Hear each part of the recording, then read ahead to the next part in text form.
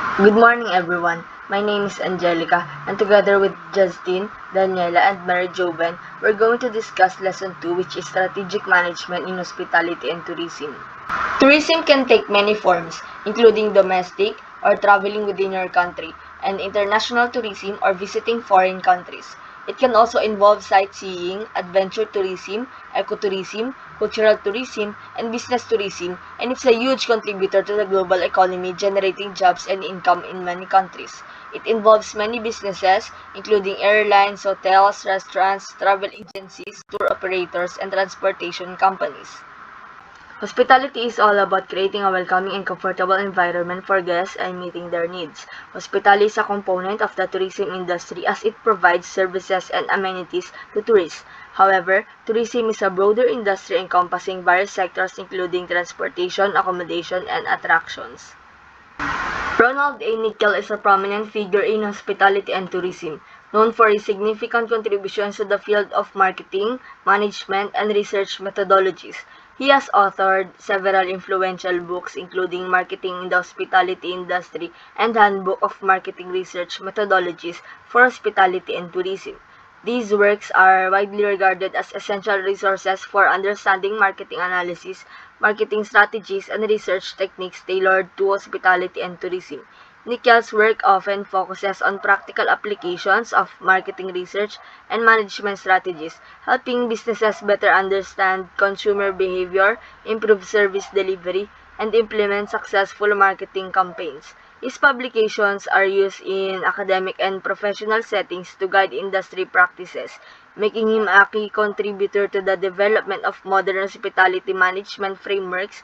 Nickel also highlights the challenges in creating a unified definition of the industry because of its multidisciplinary nature encompassing elements from hospitality, travel, lodging, and entertainment. Jake Dampul is a figure in the fields of hospitality and service management, with a particular focus on customer experience, service quality, and innovation. He currently serves as a professor at The Ohio State University and holds international fellowships at institutions such as Karlstad University in Sweden and Namur University in Belgium.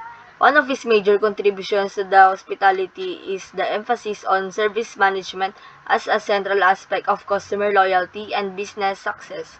His research has deeply explored the relationship between customer satisfaction, brand image, and loyalty, particularly within the hotel industry. He has shown how the performance of various hotels services, such as housekeeping and food beverage, affects customer perceptions and retention, contributing to long-term business sustainability.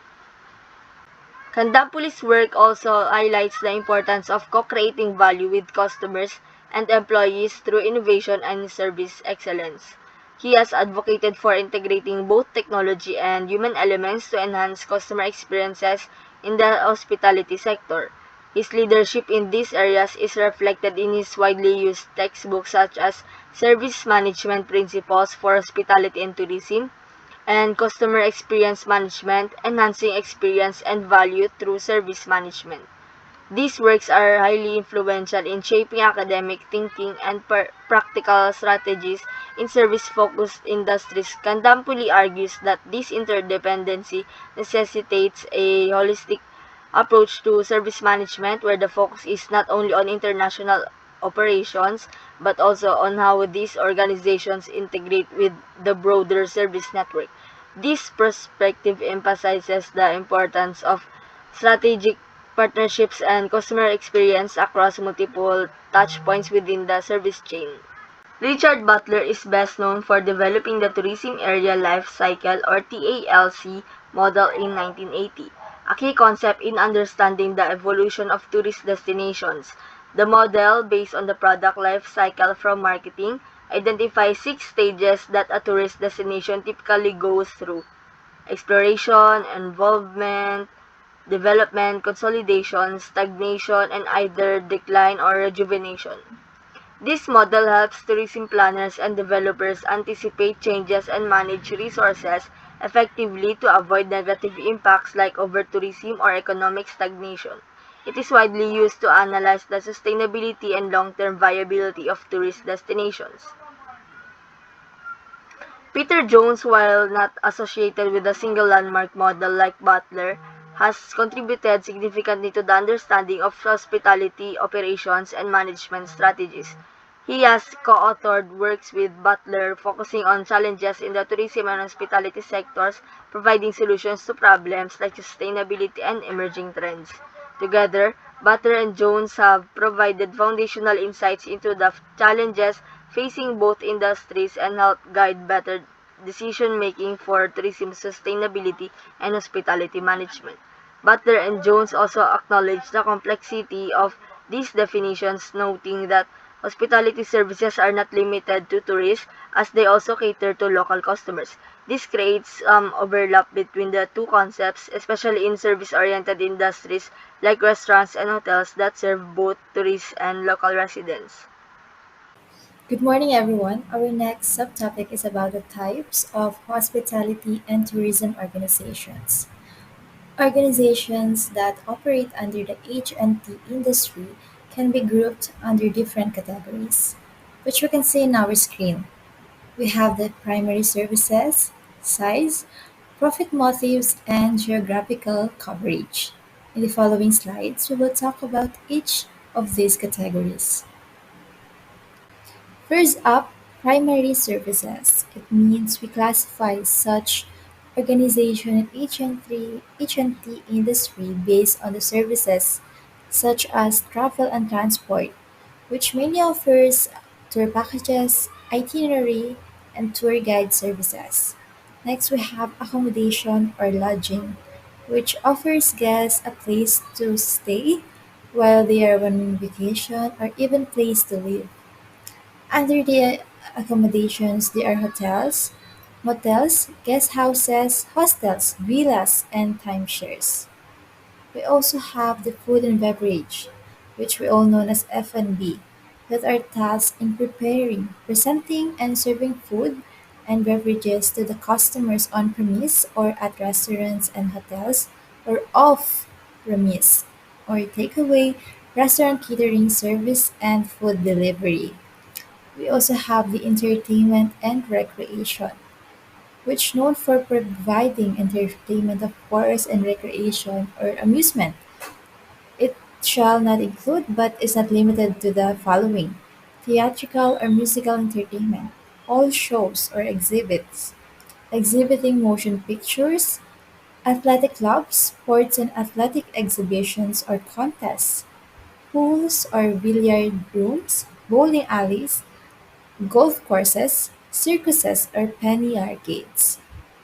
Then we have tourism offices or destination management organizations, which are responsible for leading, coordinating, stimulating, and monitoring tourism development and marketing in a particular tourist destination.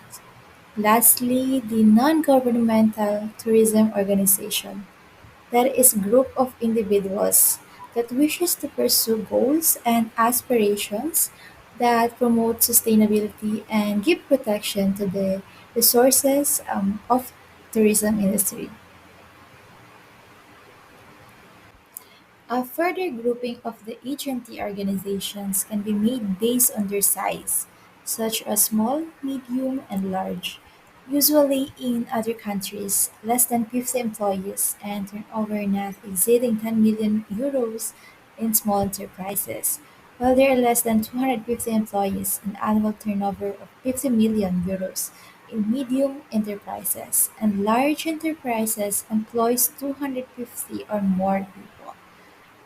They are independent and flexible. Small and medium-sized enterprises or SMEs dominate the tourism market worldwide. For example, it is reported that around more than 90% of tourism and hospitality organizations in Europe are SMEs, according to Bastakis et al. Of 2004, which are usually owner-managed, being run either by an individual or by a small group of people.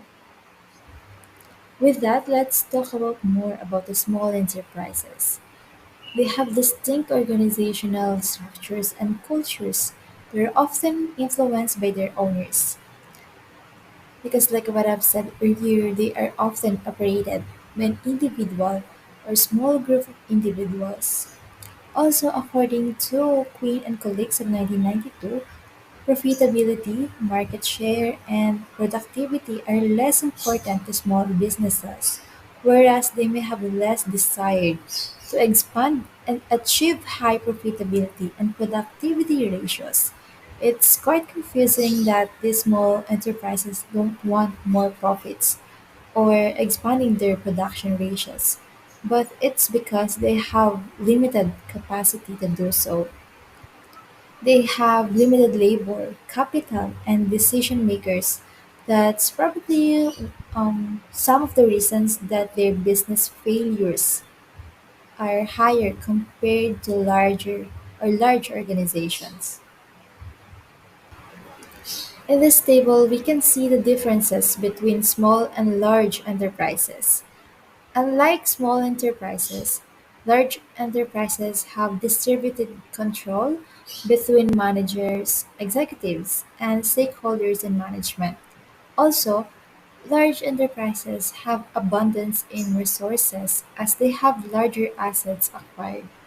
Then they also have long-term focus because unlike small businesses, they have envisioned growth in their business by expansion. Another category of organizations in hospitality and tourism industry is the profit motives. Majority make a profit and achieve some financial objectives in order to satisfy their owners and shareholders. However, there are non-governmental tourism organizations, associations, tourism destination management, and marketing organizations that can be placed under non-profit tourism organizations that aiming not to make profit but to achieve other non-financial objectives such as serving society, protecting the environment, and achieving sustainable tourism development in the regions over the long term. We have examples like United Nations World Tourism Organization or WTO and Visitor and Convention Bureaus or CVBs. Lastly, H&T organizations can be further grouped based on their geographical coverage. These include local, regional, and global firms. Local organizations operate in only one city or country, whereas regional organizations operate only in a geographical region such as Europe, the Middle East, or North America. For example, the Hong Kong-based Shangri-La Hotel chain is a good example of a regional hospitality firm that is found only in the Pacific Asia ring, while global hospitality and tourism firms such as Intercontinental Hotels, Marriott Hotels, Hilton, McDonald's, and KFC are examples of those that operate in many countries and almost all continents worldwide. It is also noticeable that regional and global agency organizations face more complex, dynamic, and challenging external and internal environments as each country has their own culture, tradition, and cost of living that must be considered. So now that we know what are the categories of the organizations in hospitality and tourism industry, let's now move on to their characteristics. So first is inseparability. So from the word itself, inseparable or cannot be separated. So what cannot be separated in organizations under hospitality industry? So of course it's the guests, our customers, and the service renderer. For example, a customer wanted to book a full body massage. If the massage therapist is not available, then there will be no service rendered. Or in the other way around, if the customer will not show up, then there will be no service occur. Therefore, it's a need for the organizations under HNT to exert effort to motivate their customers to actively participate in the service delivery process. So another one is simultaneity. We all know that services under H&T industry are created and consumed simultaneously or sabay-sabay, which can prevent employing active quality control mechanisms. That's why it's almost impossible to have one manager for every employee to monitor the service delivery process and make sure that everything is taking place. So, what can an organization do? They can invest in human resources rather. They can employ more employees or staffs, or they can utilize the use of technology, expand their physical facilities to ensure good quality service. So another one is perishability. So from the word perishable, as production and consumption in hospitality tourism organization are simultaneous, usually services perish if they are not sold. So as a result, their value is lost forever. For example, if a hotel room will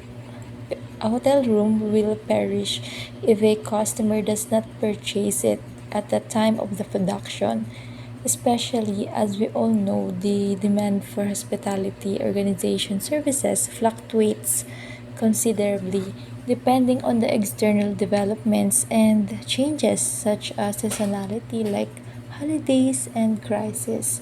So just like what happened this past pandemic, COVID-19 made a drastic changes in our industry because people are forced to stay at home and not allowed to go outside for leisure or entertainment.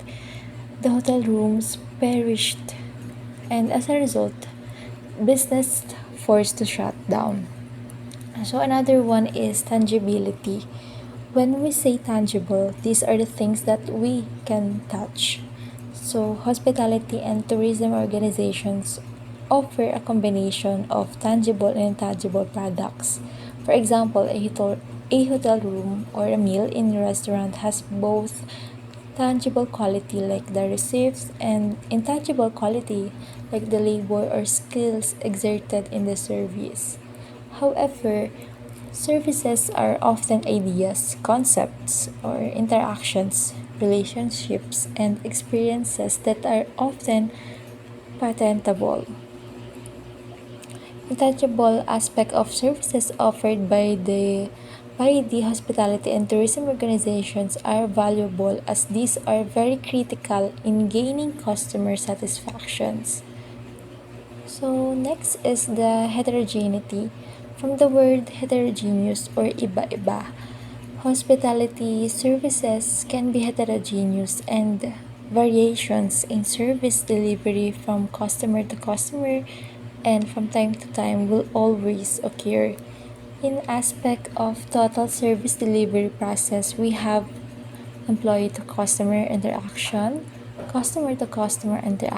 and internal and external factors. So in hospitality industry, of course, we follow certain procedures, rules, or standards in treating our customers. However, because our industry is heterogeneous, we commonly experience different or we often faced different types of customers depending on their upbringing, nationality, or even social status. So we can never standardize talaga the way we handle each guest or customers. So another one is the cost structure. The cost structure of H&T firms influences their managerial and resource allocation decisions.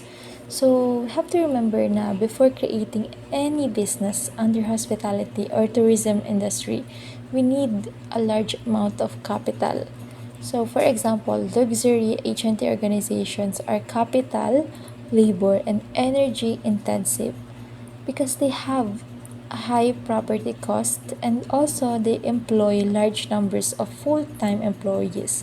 So it can be difficult for them to reduce such cost items even if the demand is low or if few guests are checking in.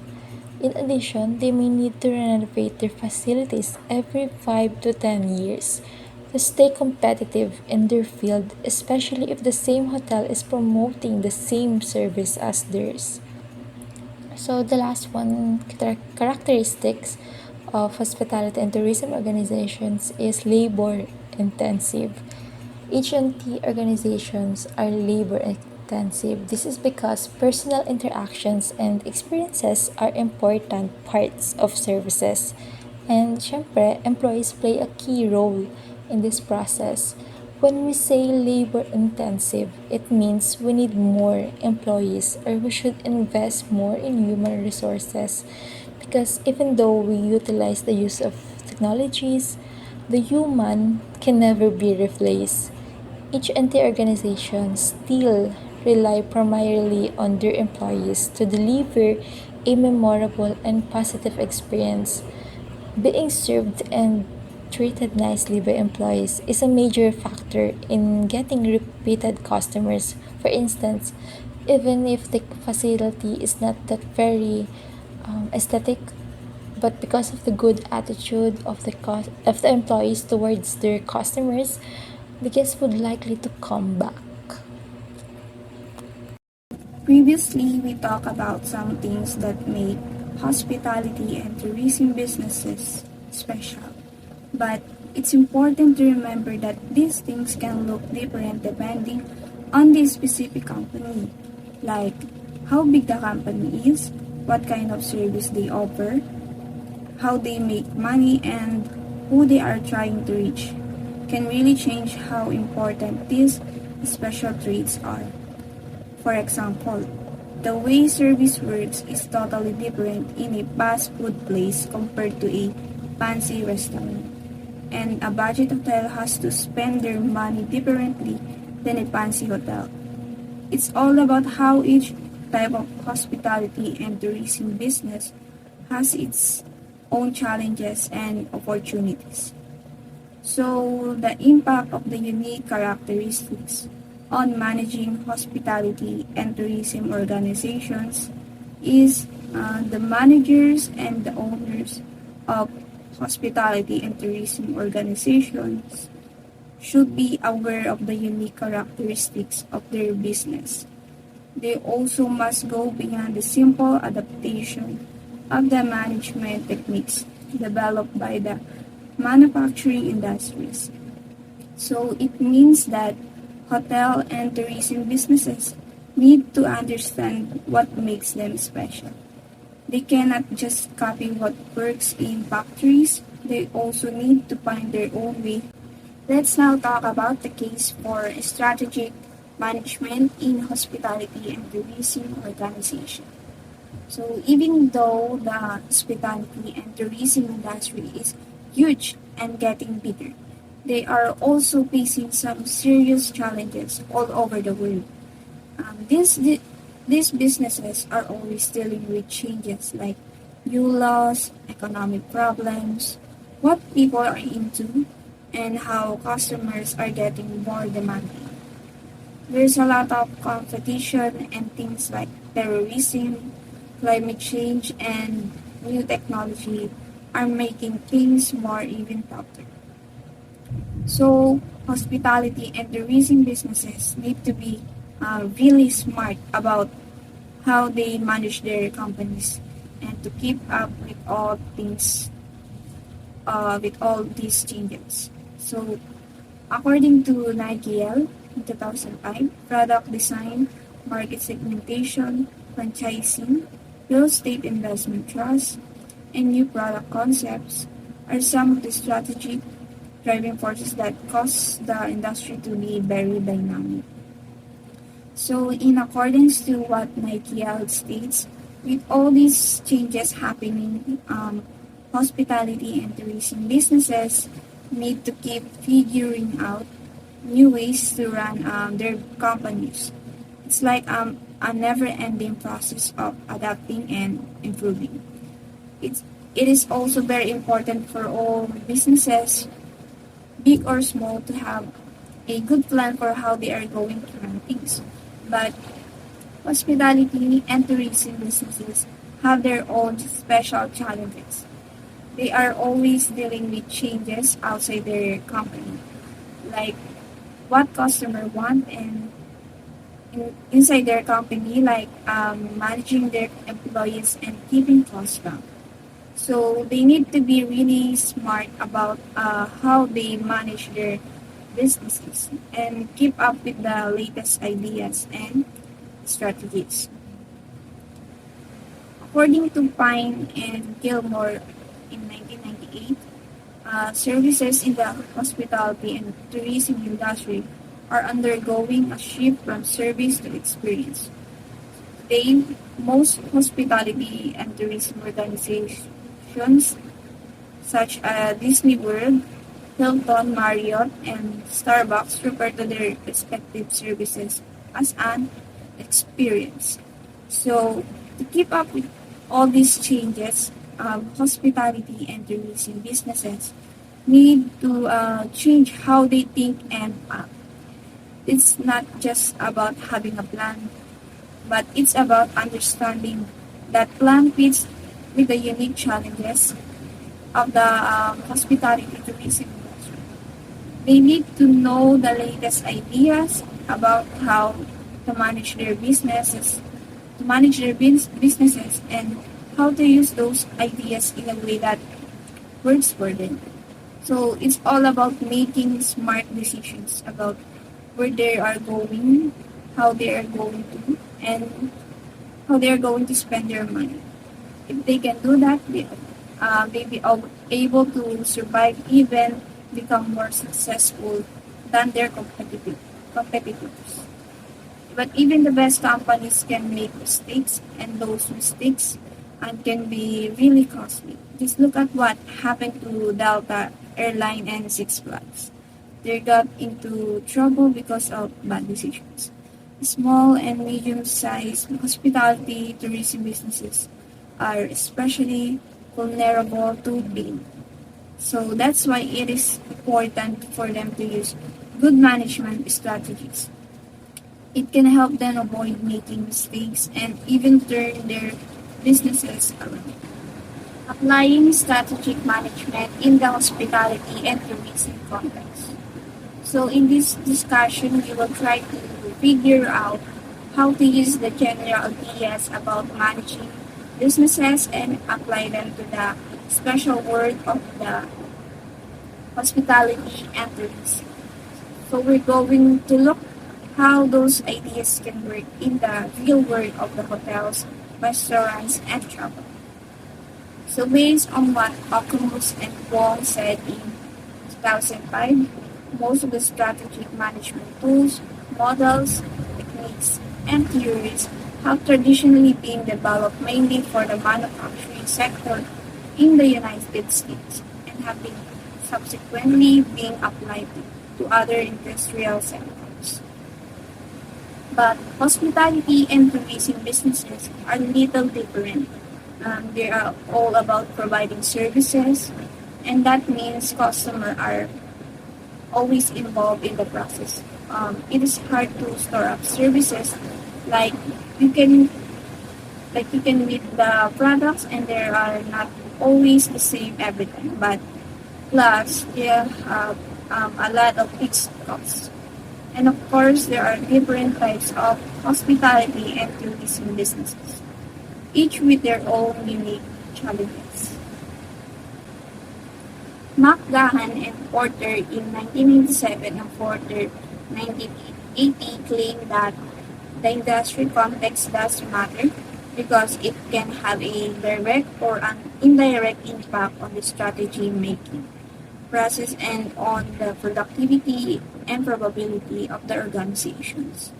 Conversely, Baden-Fuller and Stafford in 1994 argued that it is the internal characteristics of firm, the inside-out view, that matters most, not the industry. According to Baden-Fuller and Stafford in 1994, successful organizations can skillfully ride the waves of industry crisis and less successful ones disappear due to industry misfortunes besetting the industry. So take the Southwest Airlines for example. They've been making money and doing well since the 70s, while a lot of other big airlines have had a rough time even going to bankrupt. This shows that sometimes the way the industry is set up and what makes it unique is not the most important thing. So, in support of McGahan and Porter in 1997, we believe that industry structure and the unique characteristic of the hospitality and tourism sector do matter, and that they can have a clear impact on the strategy making process and also on the productivity and probability of hospitality and tourism organizations. So we need to really understand how the world around us affects the hospitality and tourism industry. It is not just about the industry itself, but also how each company fits into that big picture. So basically, the context matters a lot. It is important for understanding how to use management strategies in hospitality and tourism businesses. And it's true for all industries, not just on only on hotels and travel. And you can't just talk about strategy without thinking about the specific industry and the company itself. They are all connected.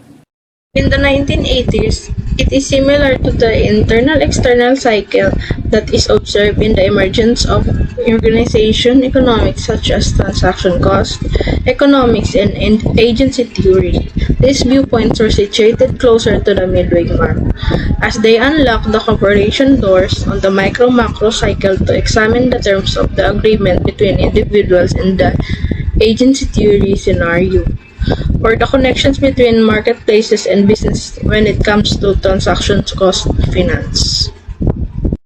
International context, it has attracted the volume of: first is increased attention, second is descriptive, and third is limited amount towards theoretical development, and for fourth is United States. They have survey-based approach research, and for European, they have case study-based approach research. So for this slide, strategic management in the HNT is still evolving. In the HNT sector, strategic management continues to go through constant innovation and development.